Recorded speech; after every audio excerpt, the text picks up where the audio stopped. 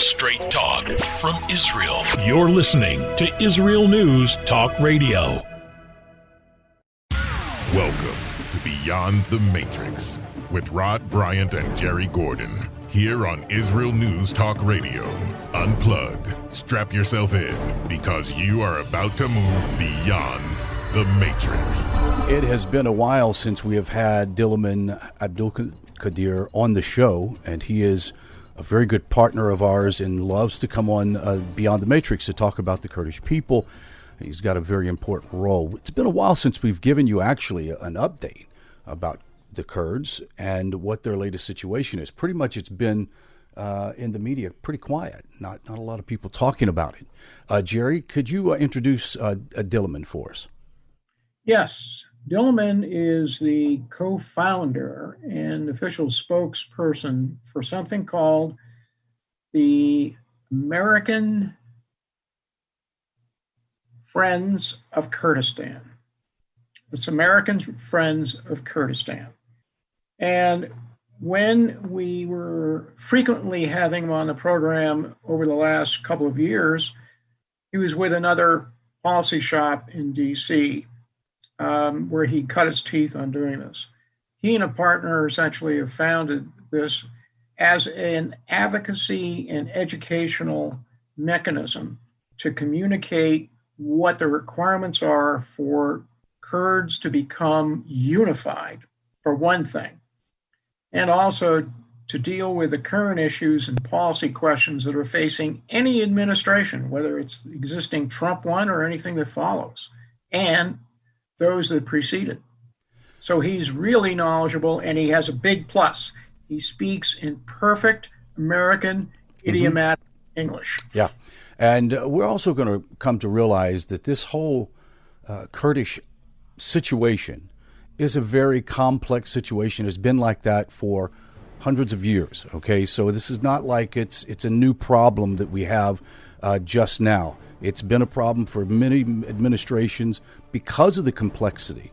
And even the different tribes of the Kurds that are there, they disagree with how they think should work. So we're going to have a good conversation. We're going to learn a lot during this show and also give you an opportunity to be active, to be able to help show your support for the Kurdish people. Don't go away. We'll be right back after these messages.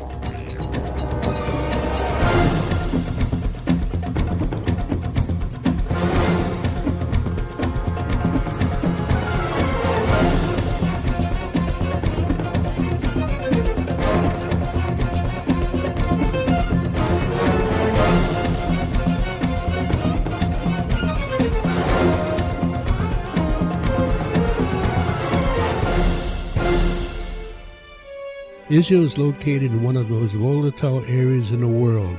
Israel is an island of stability in a sea of war and unrest. In the midst of this turmoil, Israel stands out as a beacon of order and human progress. Each week we update you on what's happening in this, the Jewish state, a true light unto the nations. This is Jay Shapiro. Join me every Thursday on Israel News Talk Radio.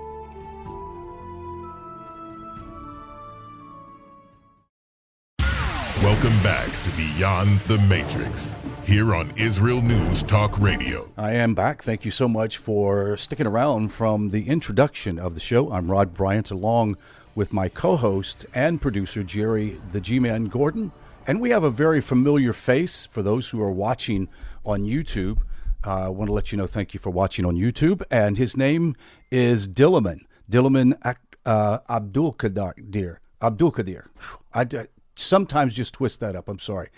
And as Jerry introduced in the beginning of the show, he has worked extensively for and passionately to lobby Congress, etc., for favorable judgment toward the Kurdish people.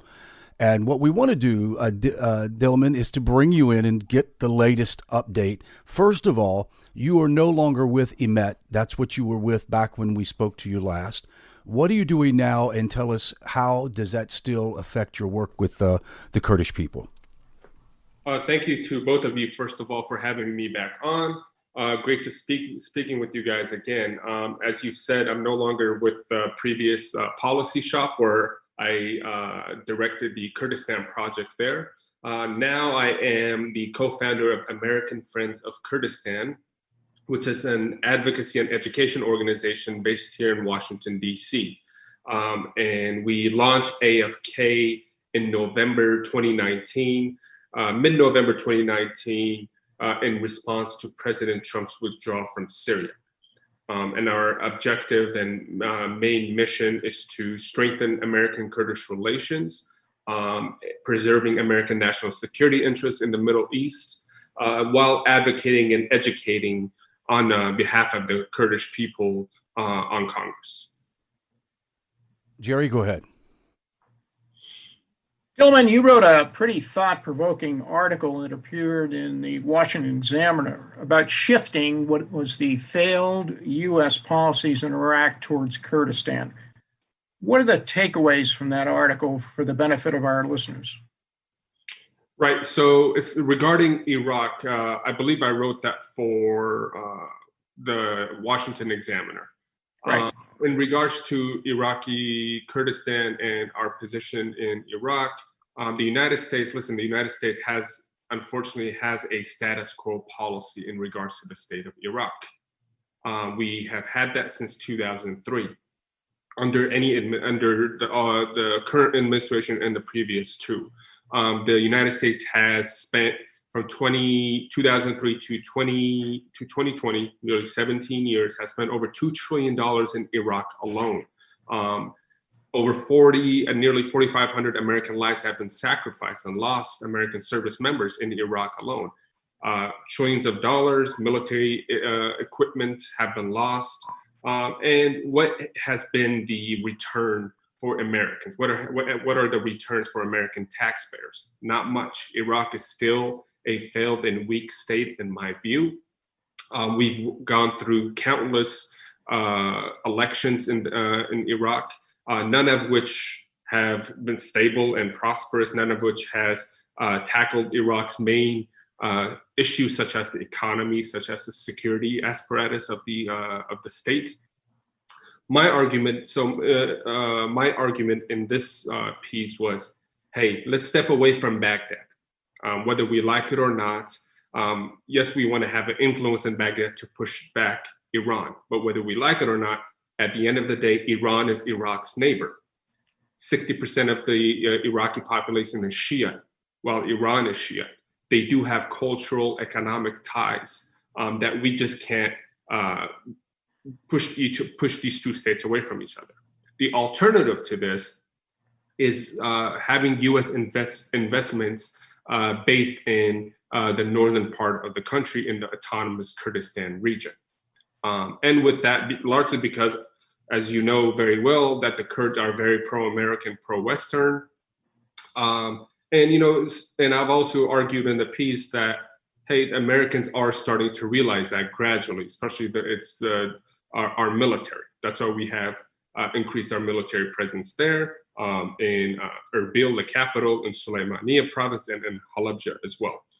So I think that's where we can see the best results for our national security, for American taxpayers as well. And in return, we also back a loyal ally, the Kurds. Your national interest article talked about renewing U.S. relations with the Syrian Kurds. And currently, the administration has so-called unity talks with Kurdish groups in Syria. So the question is, what are your points and how successful and what is behind these administration unity talks? Right. So since the withdrawal, the Kurds back in October 2019, the Kurds have been felt a sense of betrayal from the United States. However, the United States has taken steps to sow these ties, resow these ties in order to establish this partnership long term. The United States gradually again realizes that, hey, the Kurds are our true partners, that even though we don't want to have thousands of American troops on the ground, currently we only have 600, that if we want to see a stable Syria, we have to bring Kurds to the international table in Geneva. In order to do that, now the Kurds have been attempting to be recognized internationally because they have been given pushback from Turkey, which is an adversary of the Kurds, unfortunately. But in order to do that, the United States wants all the Kurdish factions and components within northeast Syria to be on one side.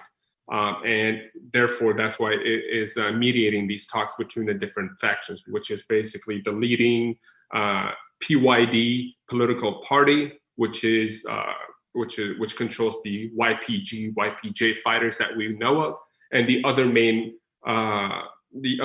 opposition is the KDP, the Kurdistan, the Barzani-led factions, the EN Advocacy, basically, and those. There's some distrust between those two groups, largely because the Barzani-led parties have been known to have ties with Erdogan, with Turkey, where Erdogan attacks the other side. So, but this, I mean, from a Kurdish perspective, of course, this is welcomed. This is a great opportunity for Kurds to defy Erdogan's attempt at dividing the region, and also Erdogan's goal in making sure these talks fail. Is to prevent an autonomous northeast Kurdish-led region, I should say, similar to the autonomous Kurdistan region of Iraq. That's its main goal. But the United States, and we welcome this step, is looking beyond Turkey's ambition and goals, and is pushing the Kurds to communicate and stand together.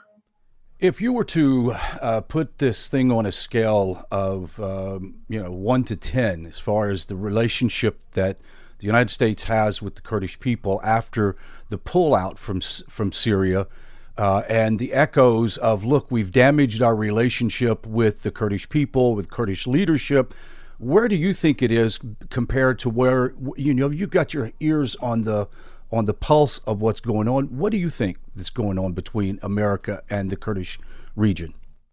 It's it's very difficult to say because in every part of the region is different and every administration is different. And I'm sure we'll get to it later, as we've seen most recent news, what this administration feels about the Kurdish people. The Kurds, all the Kurds can do is attempt to communicate with all sides, be bipartisan, because at the end of the day, the Kurds are non-state actors. We rely on Baghdad to, even though there's an autonomous region in the north, however, doesn't have the tools and capabilities that a state needs. So we rely on capitals like Baghdad. We rely on Turkey to be the voice for the minorities, for example, the Kurds in Turkey. But this is not the case. That's why we need America's support and American backing in the region. As of now in Syria, I would say it's gradually healing. But at the end of the day, there is still territory loss due to the withdrawal. The Kurds still demand that the United States play a bigger role in pushing back its NATO ally. In Iraq, the Kurds, there's a great partnership between the coalition to defeat ISIS and the Peshmerga forces. But the ordinary Kurds would like the United States to play a greater role internally in regards to institution building and accountability and transparency. So they're not necessarily wanting more troops on the ground as much as more assistance in infrastructure. Is that what you're saying? And that's the argument I made in one of my pieces, is that, hey, troops on the ground is always not the answer. And also, this is an endless war argument, if you would, putting countless troops for so many years. But as you can see, the 600 troops in northeast Syria still does the job as the 2,000 troops that did before. The key is to not fully withdraw. And that was my same argument beforehand. In Iraqi Kurdistan, yes, we want American troop presence and whatnot, just because it's in U.S. interest to be there. But also ordinary Kurds on the ground want the United States to not just focus on military partnership, but institution building, tackling the corruption between the parties that lead this government. Very well stated, and I needed some clarification because instantly most people think, they want more military, more endless wars. Very good statement.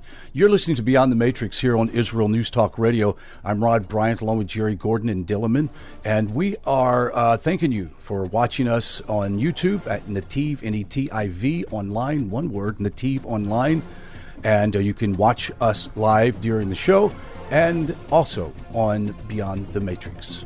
We'll be right back after these messages.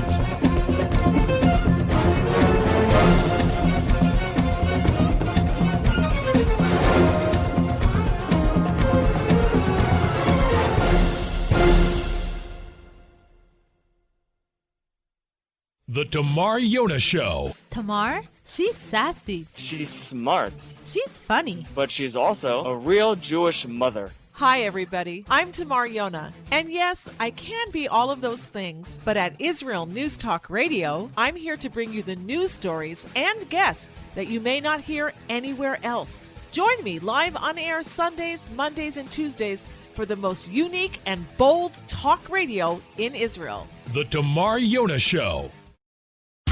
Welcome back to Beyond the Matrix, here on Israel News Talk Radio. If you have not heard, we have a live broadcast of the show, Beyond the Matrix, on YouTube. You can watch the whole thing during the show itself or later on, save it, or share it with your friends. We really appreciate it. Nativ, N-E-T-I-V, online. And make sure you take time to subscribe right there, if you wouldn't mind. I really appreciate it. We have Diliman Abdulkader. We've been talking about the Kurdish, basically what's been going on in the last 2 years.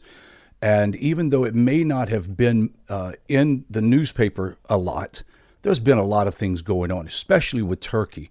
Why don't we, Gary, well, I'm going to pitch it over to you, and Jerry, you can go ahead and ask your line of questions. Gentlemen, why is Erdogan bombing areas that the U.S. and the Kurds liberated in Iraq? And then bombing Yazidis, Christians, and Kurds. What's going on there? In Erdogan's argument, he is targeting not all Kurds. He is targeting the PKK, the Kurdistan Workers' Party. However, this is obviously not true. The areas that Erdogan is bombing is filled with civilians. And you mentioned the Yazidis. This is the area in Sinjar, or Shingal as the Kurds call it, the whole refugee camps where 3,000 Yazidi women and girls are still missing. And they are becoming casualties of Erdogan's continuous bombardment and targeting of the Kurds, supposedly the PKK. And most recently, Turkey has conducted drone strikes against the Kurds deep into the autonomous Kurdistan region in the province of Sulaymaniyah, and actually in a resort town where 3 civilians were killed. And this is a continue. Again, the argument is the PKK. However, little girls and women and families in resort areas are not PKK militants. The Turkey is trying to destabilize this autonomous region. Also, something to pay attention to is that Turkey is attempting to have part of the autonomous Kurdistan region where they defy the Kurdish government, where they defy Kurdish expansion into their region, to kneel and accept that Turkey, this is historical Ottoman Turkish territory. Right. But the Kurds say, no, this is our territory. Parts of the autonomous Kurdistan region have agreed, unfortunately, that work and partner with the Erdogan government. Parts kind of sort of work with the Erdogan government, but still try to separate themselves from this invasion. Is there a reason why they're not willing to maybe try to negotiate with Erdogan? What do they have to lose? Is it one of these things where if we give them this little bit of territory and let him claim it, pretty soon he's going to try to claim everything? What is the situation? Exactly, and you hit it right on the nail. I mean, the fear of the Kurds is, we know Turkey's history. We know what Turkey is capable of. I mean, not just towards the Kurds. Look at Cyprus since 1974. Right. Once Turkey enters a region, once Turkey occupies a region, its ultimate goal is to annex this region. But sadly, Turkey has already over 10 military bases in northern Iraq, in the Autonomous Kurdistan region, in KDP-controlled areas. And Turkey wants to expand these areas. So today, Turkey controls nearly 60 villages with the permission of with its KDP partners. And that's one of the clans, with the ruling clan that governs the Kurdistan regional government. And Erdogan's attempt is to continue this expansion well into the autonomous region. But I think the boiling point will be Sulaymaniyah Province, where it's very known to has a patriotic history and a history of protesting and demonstrating and standing against these adversaries. Jerry, go ahead. Diliman, you've got information that's kind of astounding about these groups in the Kurdistan regional government who are actually supplying intelligence to the Turks to conduct these activities. Why are they motivated to do that? Well, if you look at the Autonomous Kurdistan region, it is split mostly into by the Kurdistan Democratic Party, which is affiliated with the Barzani clan, and the Patriotic Union of Kurdistan, which is affiliated with the Talabani family and Talabani clan. The KDP, and in the KDP areas far north near the Turkish border is where the PKK is within Iraq, within the autonomous region. So the KDP does not control all of PKK, all of its areas. PKK and KDP have tensions. In order for KDP's self-interest to push out the PKK, they have aligned with, militarily and economically aligned with the Erdogan's AKP government to push out the PKK. Therefore, now this is not a very popular position. Of course, we understand the economic situation of the Kurdistan region. They do share a border with Turkey. An economic partnership is welcomed. However, it should not come at the cost of allowing Turkish forces military bases inside the Kurdistan region. It should not come at the cost of allowing airstrikes on civilian areas in the Kurdistan region. And also, the Kurdistan regional government led by the KDP has not spoken out about Turkish aggression. Instead, it sheds light on PKK's presence. The argument from the Kurdish perspective is, hey, the PKK is a Kurdish group inside Kurdistan. Where else should they be? Right? This is a Kurdish group that's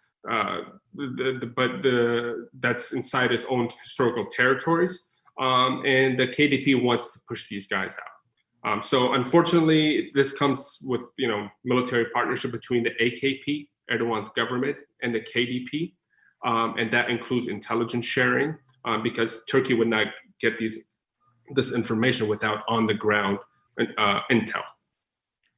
The Talabani group, however, has relationships with Iran, don't they?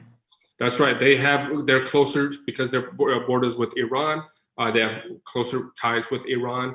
The Talabani group has attempted to defy Turkish authority over their regions by partnering with the Kurds in Syria, by giving them weapons, by aiding them in recent years. But at the end of the day, they are conducting drone strikes in the Talabani areas. This would not be possible without some sort of communication between these Kurdish parties and the Turkish government. The Kurdish government should stand with the Kurds. It should tell Turkey to leave its territory. It should not tell other groups. It should not take a tough stance against Kurdish groups. Rather, it should take a tough stance against an intervention from an invading force such as Turkey. So when you said at the beginning of the show that this is a complex situation, you weren't mincing words. This is really complex. I mean, we and especially for the person who may not know what the PYD and the YPG and the PKK, what they all are. The whole idea is the Kurdish region. Let's look the whole 9 yards from Iraq, Iran to Syria. that whole region, not all these groups are in agreement with how they want their own independence, correct? That's correct. And some actually don't even want their independence. That's a stand that I disagree with. I think state sovereignty and self-determination is key to securing individual rights for the Kurds and access to international platforms. And that's the issue right here, is that it's a historical issue that these adversaries surrounding the Kurdish people, Iraq, Turkey, Iran, even Syria, have always pitted the Kurds against one another. Mm-hmm. And unfortunately, these different groups have taken the bait to one-up each other because everybody wants to rule the region. Wow. Yeah. So really, it continues to get more muddled as time goes on, in reality. The latest revelation, we only have about a minute, but I wanted to get this in. The latest information, remember John Bolton's book that came out?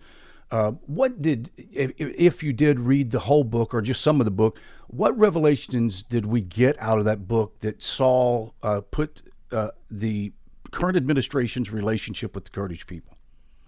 Right. I did not read the whole book. I did read the Kurdish sections, automatically went straight to the Kurdish sections naturally. For us, it wasn't a surprise. I mean, we kind of knew and felt that this was the way the administration was feeling, but this book just, whether it's true or not, it revealed what we were feeling. And the withdrawal from Syria was proof of that. The inaction in Kirkuk from 2017, if you recall, was a proof of that. The inaction in Afrin was proof of that. So, I mean, the Kurds were expecting this. And the Kurds knew, for example, Ambassador James Jeffrey wasn't totally on the Kurdish side. He was pushing more of a Turkish policy inside Syria, forcing the Kurds to take down their defenses before the withdrawal occurred. So, I mean, unfortunately, this is the reality of the Kurds. Whether we like it or not, we still have to work with this administration, with any administration, Democrat or Republican, and we will continue to do so. Well, you've got a lot of work ahead of you. We're going to come back after the break and pick up on some more questions that we have. I just want to remind you guys that are listening to us on Israel News Talk Radio, if you want to get a hold of Jerry or I, just our first name, Rod or Jerry, at IsraelNewsTalkRadio.com, and we'd love to hear from you. Also, leave a comment on the YouTube channel as you're watching the video. We'll be right back after these messages.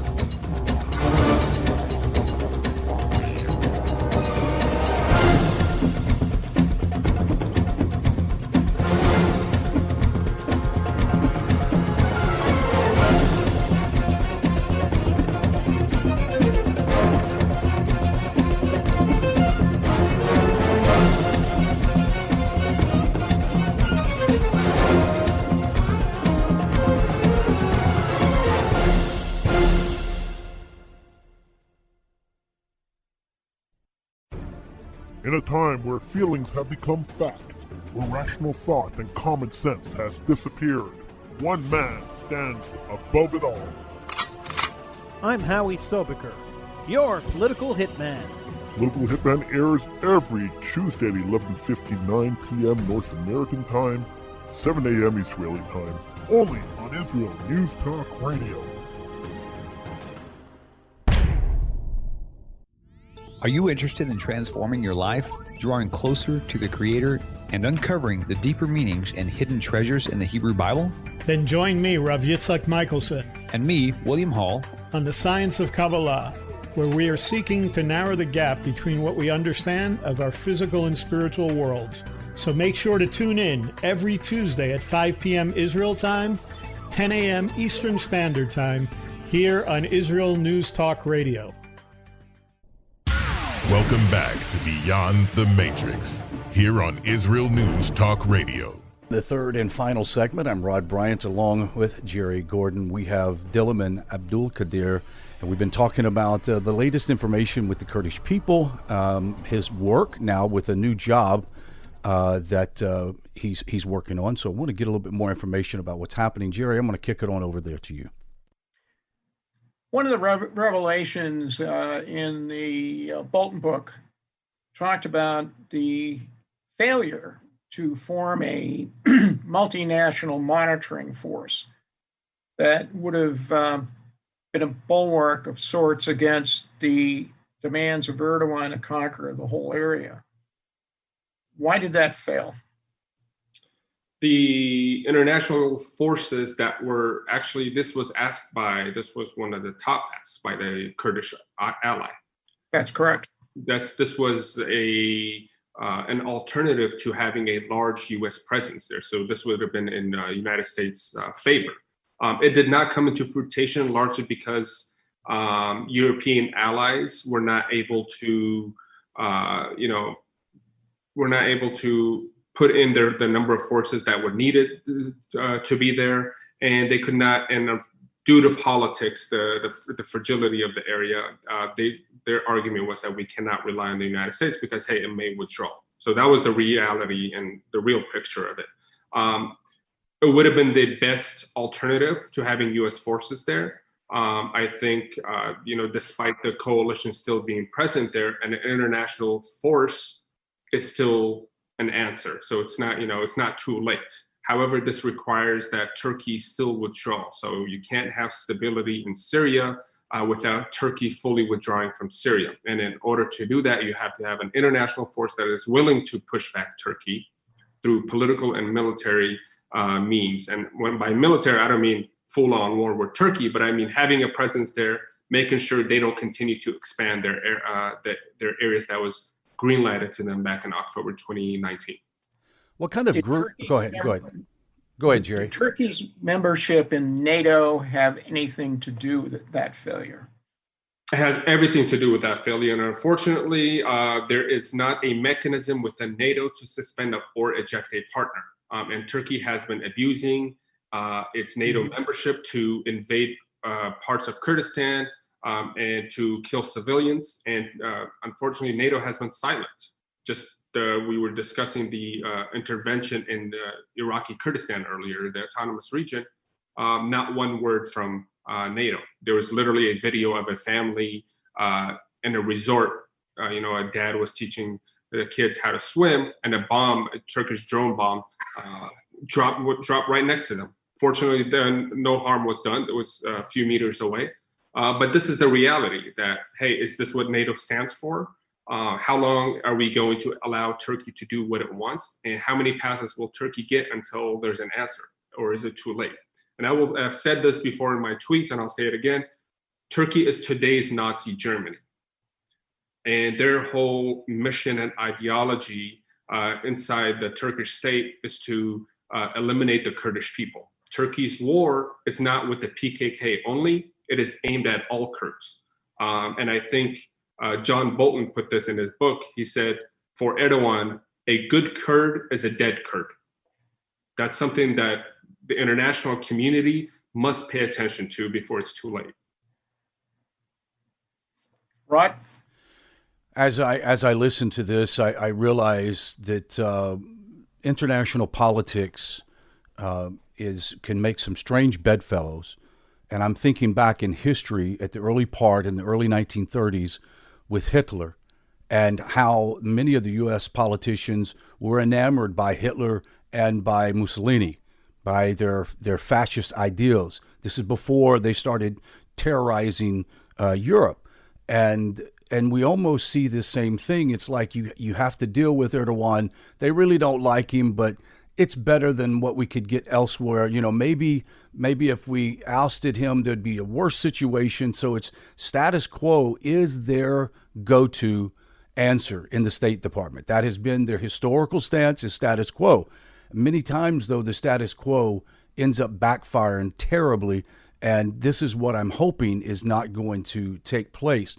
Before, you had mentioned about your organization. If you wouldn't mind repeating the name of the organization, and give us a little bit of information how individuals who listen to this show can help with the actual promoting of the Kurdish people and the resolving conflict in that region.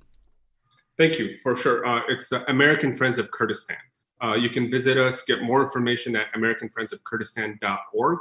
And we're here in Washington. We're doing the hard work, the everyday work that has been missing for decades. for the Kurdish people and the American people. We're here to go beyond the status quo policy that you were just mentioning and introduce a new policy that, looks at the Middle East for what it is and backs our reliable allies, and where taxpayer monies are not wasted. And we strongly believe, in addition to our other allies, such as Israel, that the Kurds are a reliable partner that we can count on. And, any assistance that we can get from viewers, investing and donating at AFK, it's very appreciated. And because we can get results. We have an experienced team in Washington, and we have, true intentions. We try to preserve America's national security interests, and try to have a small impact on this big mess in what the Middle East is.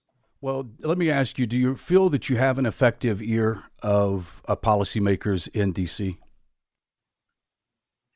That's a tough question. No, I mean, it's an honest question. Honestly speaking, no. That's the short answer. But I understand personally from my own experience in Washington that this is a long-term work that we have to do. Lobbying doesn't just happen overnight. Lobbying is not just calling randomly to elected members and hoping they introduce a bill. This is about educating on the plight of the Kurds. This is about educating on the partnership that we have with Americans and the Kurds. And honestly, all you need is a few members to really truly understand this to push these policies forward. Would you know the name of the congressmen that are a part of the Kurdish caucus? Yes, I believe it's Congressman Rooney is one of them, and many other members of Congress are part of it. However, it's only active when it's more reactionary with the caucus, unfortunately. We always communicate with with the members of the caucus, American Kurdish Congressional Caucus. Some have outspoken, especially with Kurdish populations, such as in Nashville, Tennessee, with Jim Cooper. Mm-hmm. Jerry, go ahead. What is the status of these former ISIS fighters and their families at a place where you were resident for nearly 7 years, out the UN Al-Hol refugee camp? Right. So the status hasn't changed much. In fact, I would argue it's probably gotten worse, largely because COVID-19 has hit. As you know, the Kurdish authorities, the Syrian Democratic Forces, don't have the tools that is needed to face such a demand.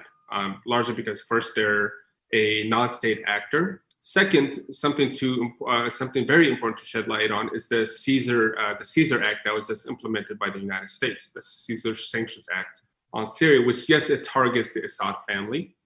However, it has an indirect effect on the population of northeast Syria, meaning that it also affects the refugee camps. The numbers at the camp at Al-Hol is still about 75 to 85,000, with I believe it's if I'm not mistaken, 14,000 foreigners there, with about 2,000 being Europeans. And these former ISIS wives, children, it's filled with children, former fighters, even Iraqis. There's a whole section of the camp where it's just focused on Iraqis, have been neglected. They're the host states, the home states don't want to basically bring these people back now, but you have to provide an alternative if you're not, going to lighten the load on the Kurdish forces, because they still have their civilians and dissidents to focus on as well. So unfortunately, the situation is still worse. One improvement they have been trying to make is to register the refugees there and the IDPs there, just so they know who's actually there. But this is also, of course, have faced pushback from the refugees there in particular.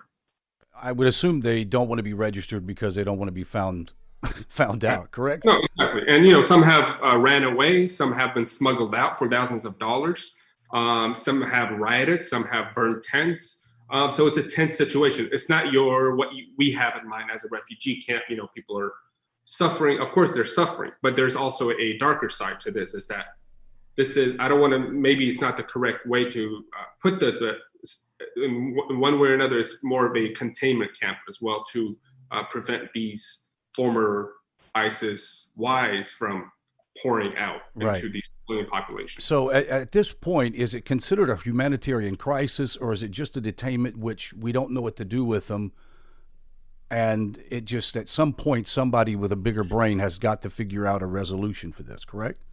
Right, exactly. It's both. It's both a humanitarian crisis and there has to be an alternative solution. And that's where the international community has to be reliable and come forward to provide an alternative. Right. And why it's important to recognize this region as an autonomous region so they can have access to these avenues. Absolutely. Diliman, thank you so much for coming on the show. Hopefully we can have you back here real soon. Keep us posted on the latest and greatest information. You guys have been listening to Beyond the Matrix here on Israel News Talk Radio. And until next week, Jerry and I will say shalom. We'll see you next Wednesday.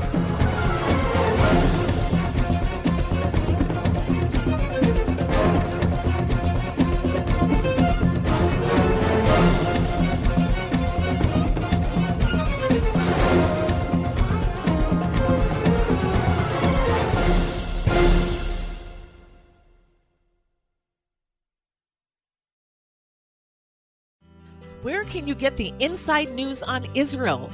At Israel News Talk Radio, we're dedicated to sharing Israel's inside story with the world by providing our listeners with news on Israeli politics, current affairs, and Israeli Jewish culture. The Israel News Talk Radio homepage also provides you, the listener, with useful information at your fingertips, with scrolling news headlines, weather, currency exchange, Shabbat candlelighting times, and so much more. Our radio programming is always accessible and on demand. We operate absolutely free of charge for everyone, everywhere. If you love what we do, partner with us now by becoming an Israel News Talk Radio supporter. With your support, you'll be inscribed on our Israel News Talk Radio Wall of Fame. There's nothing like us in the world. Be part of something great. Israel News Talk Radio. Straight talk from Israel. Howdy, this is Rita from League City, Texas, now living in Israel. And though my heart may have belonged to Texas, it now belongs to Israel and all the fantastic show hosts at Israel News Talk Radio. Hi, this is Michael Solomon from Kiryat Arba, Israel. And why do I love listening to Israel News Talk Radio? Because I love listening to the interesting interviews they do and their news reporting that most other media sources don't cover. Hey, this is Nicoleko from Malmö, Sweden. It gets pretty cold here in Sweden, so I love cuddling up with a warm cup of tea while I listen to Israel News Talk Radio. Hey everybody, this is Frank Morris from Tennessee. Me and my dog Buster really love listening to Israel News Talk Radio. You're listening to Israel News Talk Radio.